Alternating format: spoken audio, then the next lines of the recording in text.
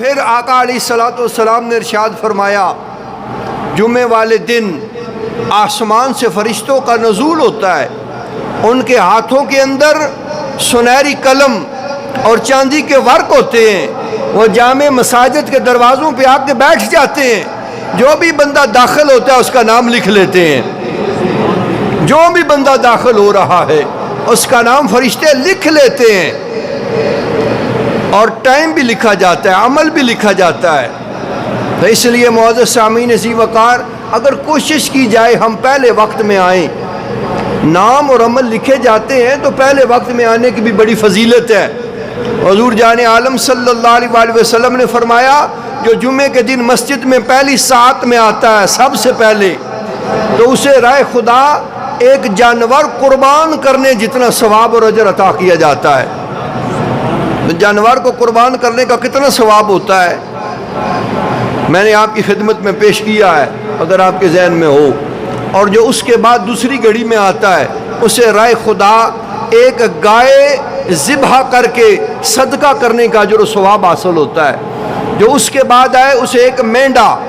اللہ کی راہ میں صدقہ کرنے کا اجر اور ثواب حاصل ہوتا ہے۔ جو اس کے بعد والی گھڑی میں آئے اسے ایک مرغی اللہ کریم جل وعلا کی راہ میں صدقہ کرنے کا اجر اور ثواب حاصل ہوتا ہے۔ جو اس کے بعد والی گھڑی میں آئے اسے رائے خدا ایک انڈا صدقہ کرنے کا ثواب حاصل ہوتا ہے۔ اور جو اس کے بعد آئے یعنی جب خطبہ ہو جائے فرشتے دفتر کلوز کر کے پھر خطیب کے پاس آ کے بیٹھ جاتے ہیں، جو اس کے بعد آئے پھر وہ صرف نماز کے لیے ہی آیا ہے۔ تو اس لیے اس بارے میں غور کرنا چاہیے۔ ہماری سوچ ہی ہوتی ہے چرکے جلساں تے ترکھے مرساں، جی تو لیٹ آنے سے کیا فائدہ ہوگا، تو جلدی جانے سے کون سی ہمیں کوئی وہ کیا کہتے ہیں کہ لیٹری نکل آئے گی، ہماری پرائز بانڈ مل جائے گا کہ ہم جلدی گئے ہیں جی تو پتہ نہیں کون سی نعمتیں حاصل ہو جائیں گی۔ تو اگر خانہ خدا میں بیٹھے ہیں تو ہم اللہ کے مہمان ہیں، گھر بھی خدا کا، تو اس کی عبادت کے لیے جب اس کے گھر آئے ہیں تو اس کے مہمان ہیں، تو جب اس کے گھر میں آئے ہوئے اس کے مہمان بن کے آئے ہوئے ہیں تو وہ کتنی مہربانیاں فرمائے گا۔ ہم اپنے مہمان سے کتنا اس نے سلوک کرتے ہیں تو وہ کتنا اس نے سلوک فرمائے گا۔ تو اس لیے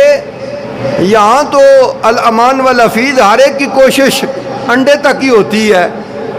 تو آگے بڑھنے کی کوشش کریں۔ تو حضور جان عالم صلی اللہ علیہ وآلہ وسلم نے فرمایا جب بندہ مسجد میں داخل ہوتا ہے فرشتے اس کا نام لکھ لیتے ہیں، اور نماز جمعہ سے فراغت کے بعد وہ اللہ کریم کے حضور حاضر ہوتے ہیں اور جا کے عرض کرتے ہیں پروردگار عالم ہم دنیا میں گئے تھے، یہ تیرے فلاں فلاں بندے تیری عبادت اور ریاضت کے لیے آئے تھے، اللہ کریم جل وعلا فرماتا ہے کہ اے میرے فرشتوں مجھے اپنی عزت اور جلال کی قسم میں نے ان تمام کے گناہوں کو بھی معاف فرما دیا ہے، انہیں بھی بخش دیا ہے۔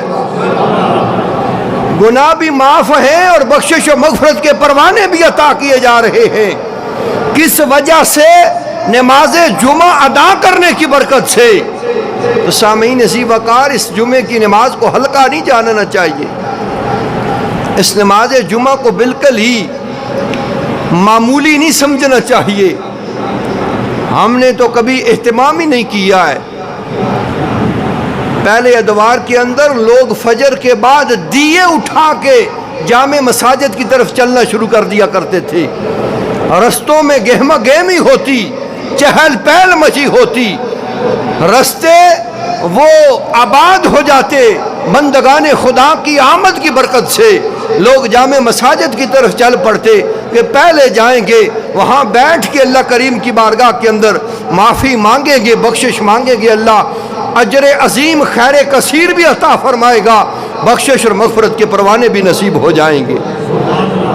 لیکن آج ہماری صورتحال کیا ہے ہم سب کو پتہ ہے کہ ہم کس صورتحال سے گزر رہے ہیں۔ تو اس لیے معزز سامعین نماز جمعہ